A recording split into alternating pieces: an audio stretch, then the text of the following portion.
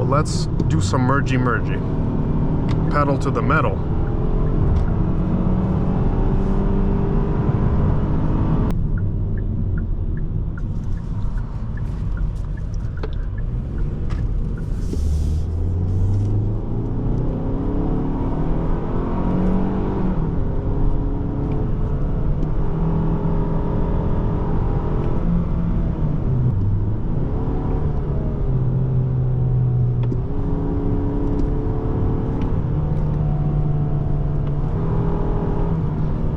Let's go. It doesn't even wheel spin.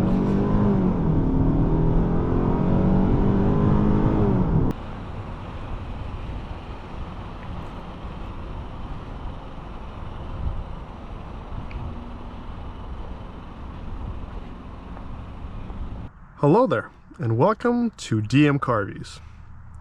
I know you're all very confused right now. Well, so am I. And we are sitting in a 2024 Hyundai Sonata SEL. If you didn't know, by the wheel, now you know.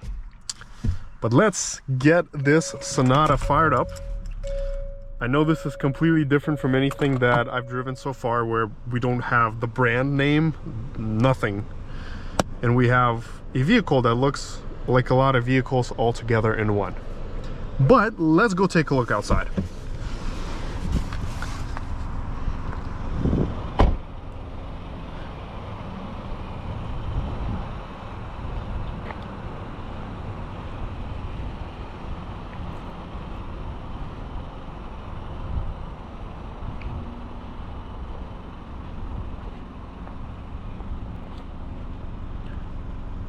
So this right here is the all-new Hyundai Sonata. It's a direct competitor to the Toyota Camry and the Nissan Altima and the Honda Accord.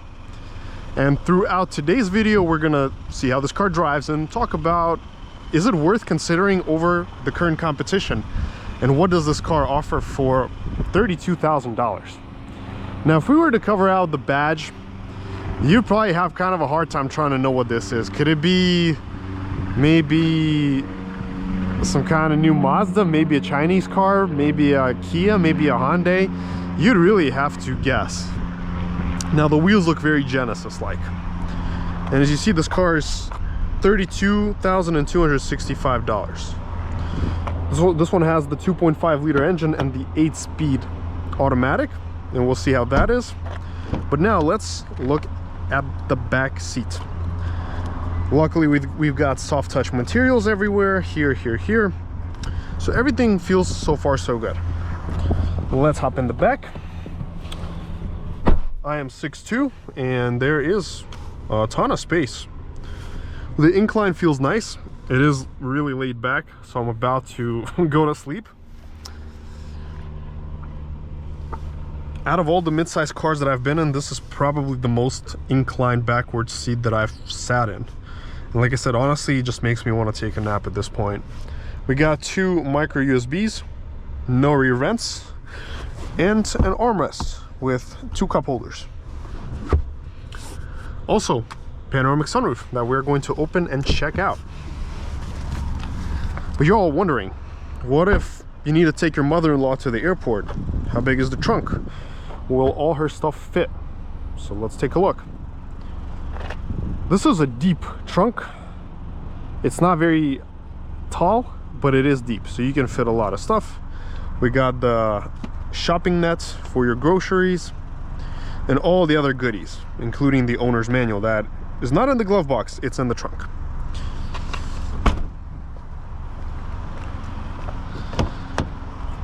Now let's look at the heart of this car, the engine. So in my understanding, this is pretty much the same engine that's always been in this car since like what, 2014 or 15. And for all my Hyundai enthusiasts, please correct me if I'm wrong on this, but I feel like this engine has been here forever. The 2.5 liter pumps out somewhere around 190 to 200 horsepower. Haven't had the chance to look at the specs, but I will post them in the description since this was kind of a spontaneous review. I wasn't planning to drive this car today. But let's go take a look at the interior. Again, soft touch materials, which is a +1 to Hyundai for doing that. So hopping behind the driver's wheel, you're greeted to the very first message. Vehicle will be turned off automatically in 56 minutes and 20 seconds. Okay, I guess that's cool to know. And you see this steering wheel and you're like, what is this? What is this car? We see a BMW tablet, screens. This right here could be a Mazda, could be something else. This is definitely Hyundai. This is from Lexus. We just need the click pad. So we're missing that. We got Mercedes, BMW gas pedals, and this sporty aluminum trim or whatever material this is. And don't forget the Mazda / Audi air conditioner vent.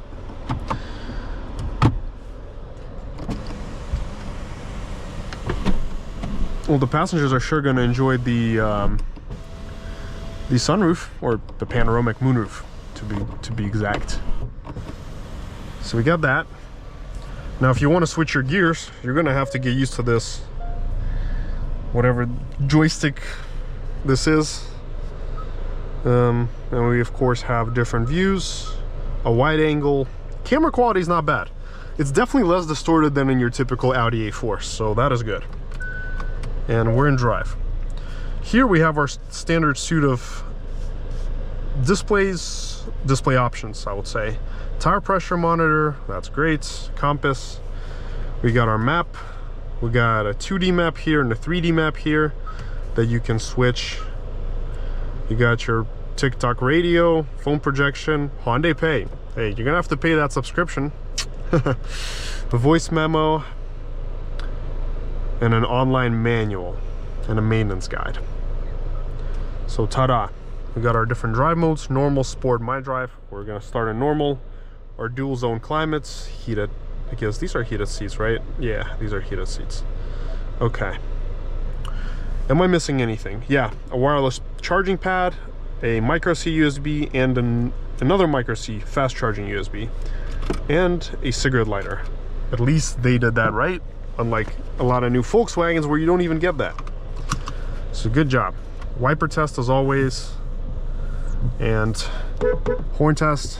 Okay, good. Soft materials everywhere. Nice. Well, let's set off onto our little adventure here.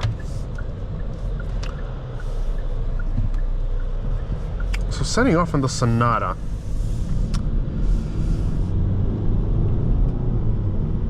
I can already tell that this car likes to rev.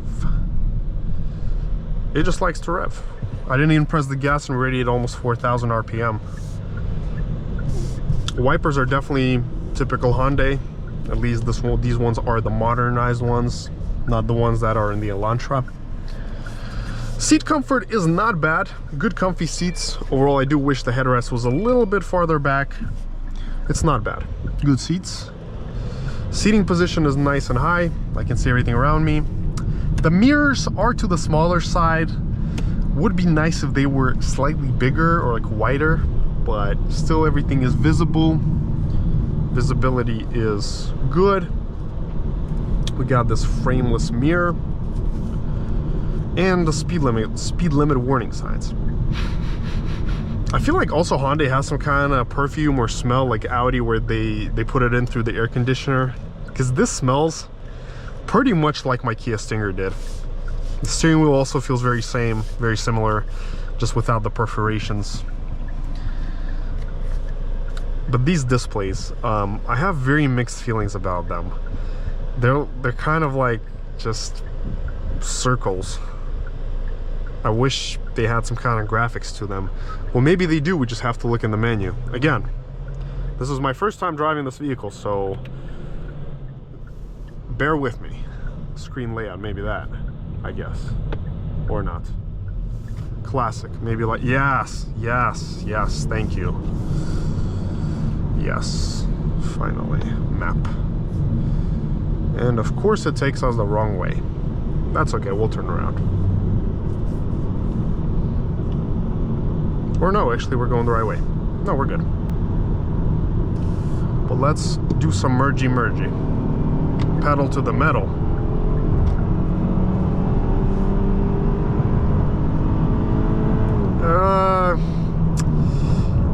not so sure about the performance. It doesn't feel any faster than the regular Elantra with 140 something horsepower. But the cruising here is comfortable. I'm still cruising comfortably. We're going almost 90 and it feels quite refined, but the ride is it's kind of floaty and bouncy, so I wouldn't be surprised if it's possible to get car secure after a while. On the other hand, it's still comfortable. Cabin insulation is good, very good for this class. And sport mode brightens up things a little bit. It gives us better response, a better feel, I would say. And it's holding that gear. We have a blind spot system that is audible. Now let's go. All right. We're gonna take it through the back road, of course. We're gonna also get us a bit better feel for the steering wheel. But now you know what time it is. This is the time where we get to find out, was I right or wrong? I'm gonna say this car does 0 to 60 in 8.8 or 9 seconds. Let's see if I was right or wrong. But you will see that up next. All right, well, time to do the first 0 to 60 test. We are in Sport. 3, 2, 1, let's go.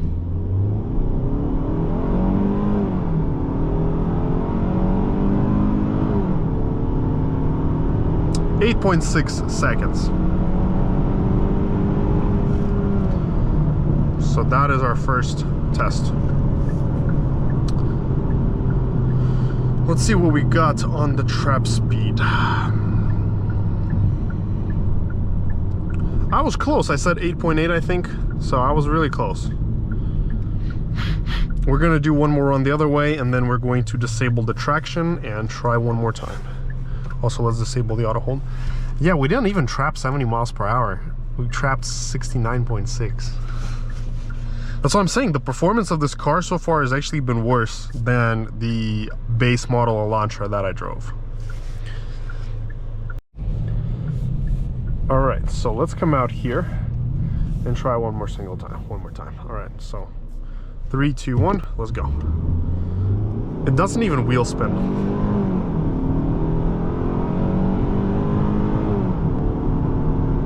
And this time we got 9.13 seconds.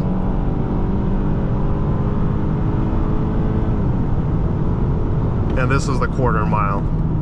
So we were able to do the full quarter mile without even hitting, what, 90? Yeah, 16.83 is definitely not to the faster side. I think you could definitely do a 16 on this road in an Altima 2.5 front wheel drive. So we have ruled out that this car is not the fastest car in its segment for the money. For 35K or 36K, you can probably just hop up the level and get the Turbo Altima, which will be way faster than this car. And we did 9.13 to 60 and 16.83 at 86.9 miles per hour. So that was our trap speed, all valid. But let's disable traction. See, maybe that spices up something. I don't know. I want to get a better time. Like, I genuinely want to do better right now. All right, let's auto hold is off. All right, 3, 2, 1, let's go. All right. 8.5, yay. All right, so 8.51 is our best time today with traction off. I don't see any further need to do any more 0 to 60 tests here. So the picture is very clear. It's in the mid-higher 8s on average. Again, the one thing that I do really like so far is just how quiet this cabin is when you're just cruising. Definitely one of the quietest of its bunch.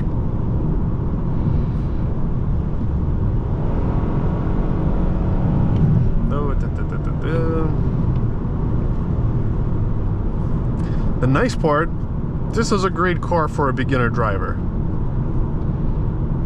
It won't get you in trouble at all.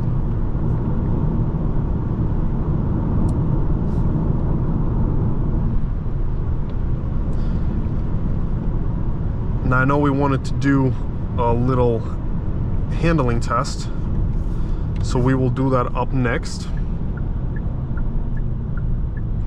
We'll also make a U-turn, check out the U-turn radius, and wrap up our test drive for today. Let's check the U-turn radius. All right.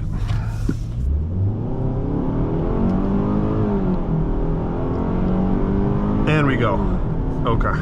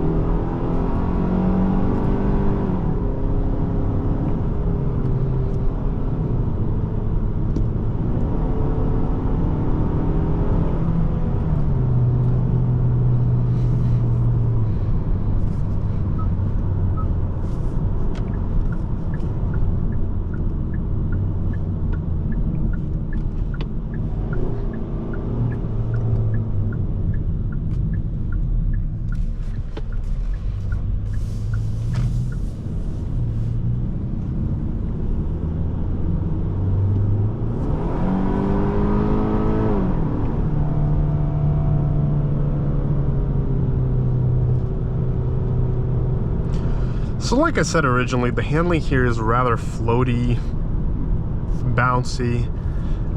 It's secure at its limits. There is some decent grip, but you can just see how the car kind of like just goes in a wave like this. It's like a ship.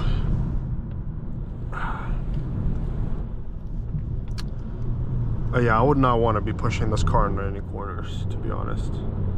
Not a good idea.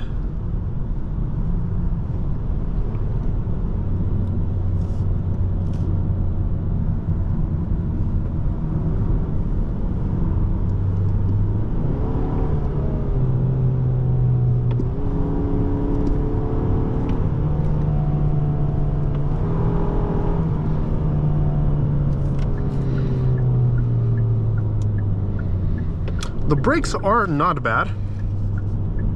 Very decent brakes, so it does have some good braking power to it.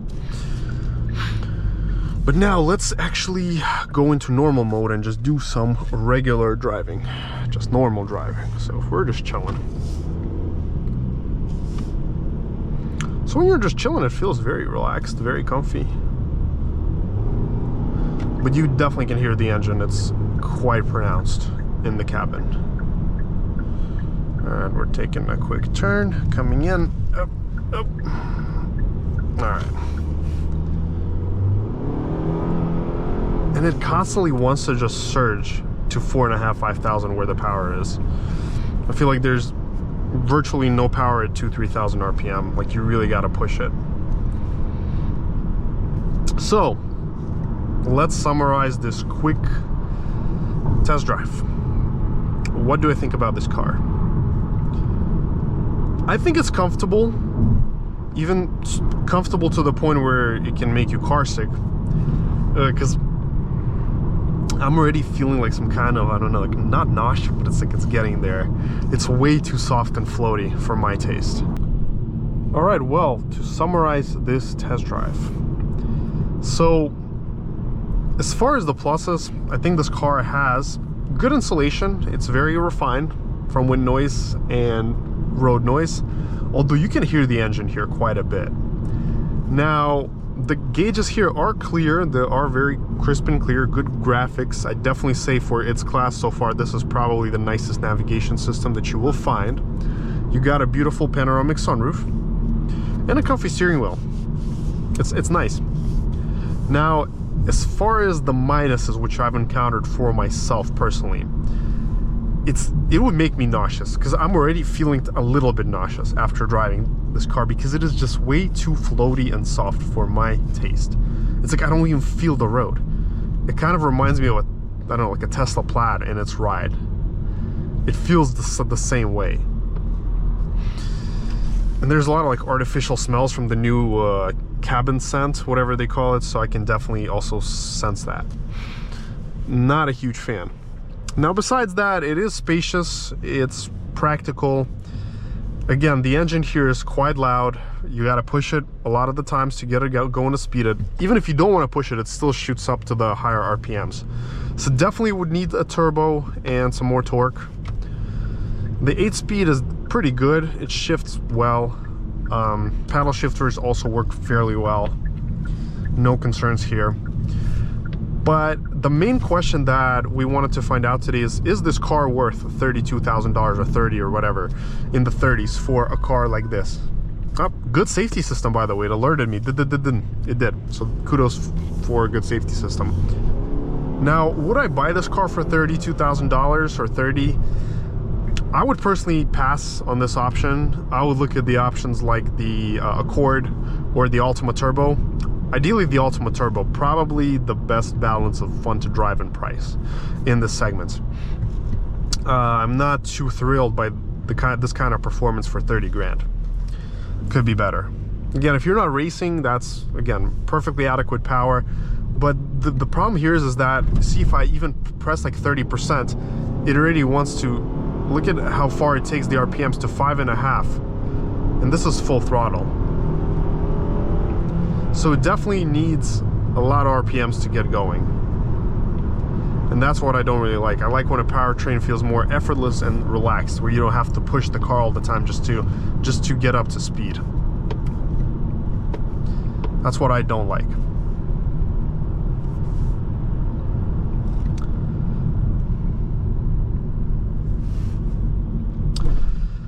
But that summarizes our test drive for today. Make sure to smash that like and subscribe button. Let me know your thoughts in the comments down below.